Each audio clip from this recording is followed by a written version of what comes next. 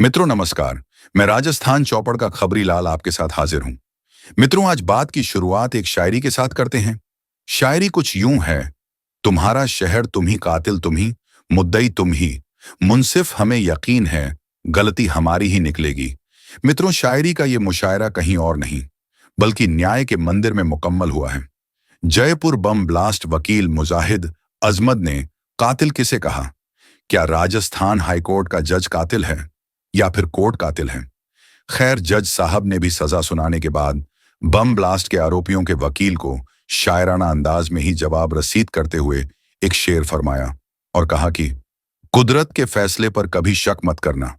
अगर सजा मिल रही है तो गुनाह भी हुआ होगा। लेकिन मित्रों, स्पेशल कोर्ट में जो हुआ उससे हटकर भी कुछ शायरियां हैं जो ये बताती हैं कि गुनाह करने वालों की नीयत के पीछे का राज क्या है।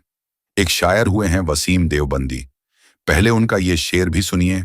शेर ये है कि हमें तू गजनबी सा हौसला दे, मुसलमान हार से तंग आ गए हैं। अब सवाल है कि गजनबी कौन? देश के मुसलमानों को कौन से गजनबी जैसा हौसला चाहिए? ये वही क्रूर और लुटेरा गजनबी है जिसने सोमनाथ पर हमला करके लाखों हिंदुओं का कत्लेआम कर दिया था। इस शेर की माने तो अब देश के मुसलमानों को महमूद गजनवी जैसा हौसला और हिम्मत चाहिए ताकि वे लाखों निर्दोष हिंदुओं का कत्लेआम गजनवी की तरह कर सकें। मित्रों, जब जब मुसलमानों को ये हौसला मिलता है तब तब जयपुर और मुंबई जैसे शहरों में बम ब्लास्ट की घटनाएं होती हैं। लेकिन अब हिंदुओं को ये भी समझने की जरूरत है कि मुसलमानों को यह हौसला कहां से मिल रहा है।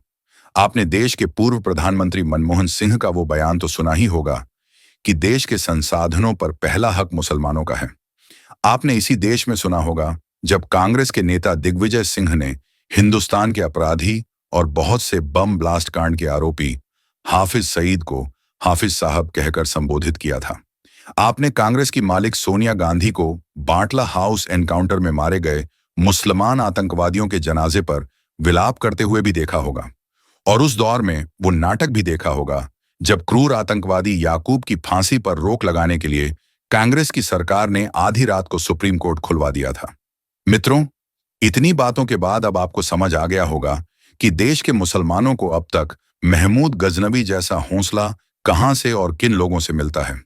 लिहाजा जयपुर बम ब्लास्ट के चारों आरोपियों को राजस्थान की अशोक गहलोत सरकार ने बचाने में कोई कसर बाकी नहीं रखी। जब 2023 में इस बम ब्लास्ट का फैसला आया तो मुगल परस्त अशोक गहलोत की सरकार की पूरी पोल खुल गई।